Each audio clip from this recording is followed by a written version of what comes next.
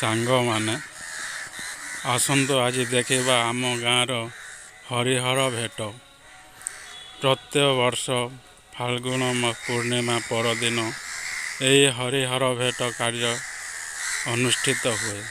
ଏହା ଅତି ଧୁମଧାମରେ ପାଳିତ ହୁଏ। ପ୍ରାୟ 50 ବର୍ଷ ହୋଇଗଲାଣି ଏହି ଯାତ୍ରା ଅନୁଷ୍ଠିତ ହୋଇ ଆସୁଛି। ଦେଖନ୍ତୁ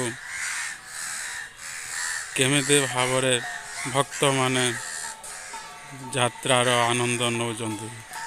ପୂଜକ ମହାଶୟ ଠାକୁରଙ୍କ ପାଖରେ ଆଳତି ମଧ୍ୟ ଅର୍ପଣ କରୁଛନ୍ତି। ଦେଖନ୍ତୁ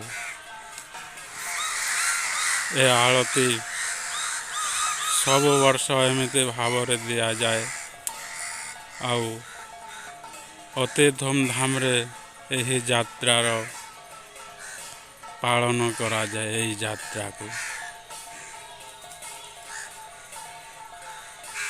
ଆଜି ପୂଜାରୀ ମହାଶୟ ଅତି ଆନନ୍ଦର ସହିତ ଠାକୁରମାନଙ୍କ ପାଖରେ ଆଳତି ଅର୍ପଣ କରୁଛନ୍ତି।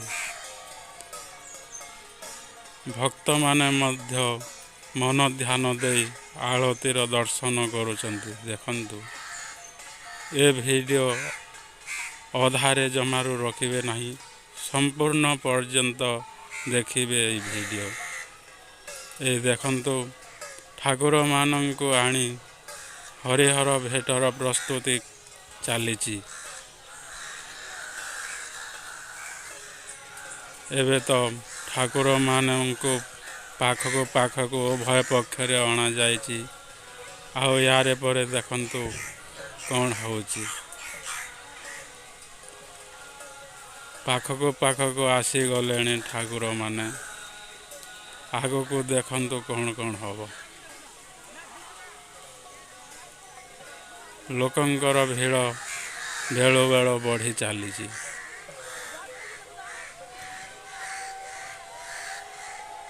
ଗୋଟେ ବିପୁଳ ହରିଧ୍ୱନି ପଡ଼ି ଠାକୁରମାନଙ୍କର ଭେଟ କଲେ।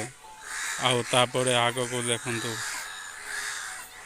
ଠାକୁରମାନଙ୍କୁ ନେଇ ଗାଁ ଭିତରକୁ ଯାଉଛନ୍ତି ଭକ୍ତମାନେ। ବିମାନରେ ବସାଇ ଠାକୁରମାନଙ୍କୁ କେମିତି ଅତି ଆନନ୍ଦର ସହିତ ଗାଁ ଭିତରକୁ ଯାଉଛନ୍ତି। ଗାଁ ଭିତରକୁ ଆସି ଠାକୁରମାନଙ୍କ ପାଖରେ ଏବେ ଭୋଗ ଲଗାଉଛନ୍ତି। ଦେଖନ୍ତୁ ଏହି ଭୋଗ ଅତି ଉତ୍ସାହର ସହିତ ଲଗାନ୍ତି। ପୂଜାରୀ ମହାଶୟ ମଧ୍ୟ ଏବେ ଆଳତି ଦେବାକୁ ଆଳତି ଥାଳ ପ୍ରସ୍ତୁତ କଲେଣି।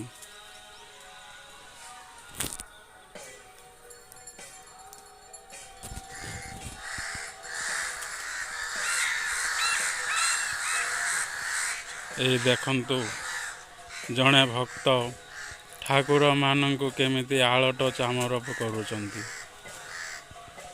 ଏଭଳିଆ ସୌଭାଗ୍ୟ ସମସ୍ତଙ୍କ ଭାଗ୍ୟରେ ହୁଏତ ଜୁଟି ନଥାଏ।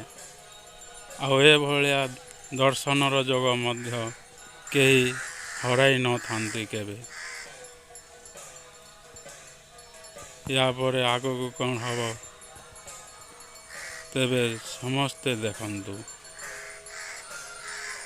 ଠାକୁରମାନଙ୍କ ପାଖରେ ଭୋଗ ଲଗାଇବାର ପ୍ରସ୍ତୁତି ଚାଲିଛି।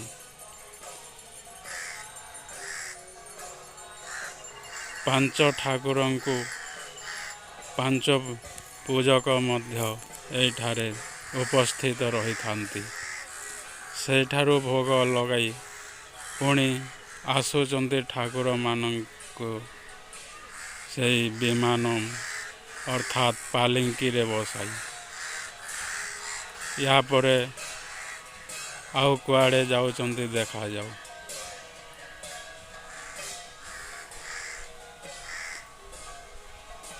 ଏମିତି ଭଲ ଭିଡ଼ିଓ ଦେଖିବାକୁ ମୋ ଭିଡ଼ିଓକୁ ଲାଇକ୍ କରିଦିଅନ୍ତୁ। ୟାର ପରେ ସଂକୀର୍ତ୍ତନ୍ୟ ମଣ୍ଡଳୀର ଭକ୍ତମାନେ ମଧ୍ୟ ସଂକୀର୍ତ୍ତନ କରି ପ୍ରଭୁଙ୍କ ସେବାରେ ନିଜକୁ ସମର୍ପଣ କରୁଛନ୍ତି। ଦେଖନ୍ତୁ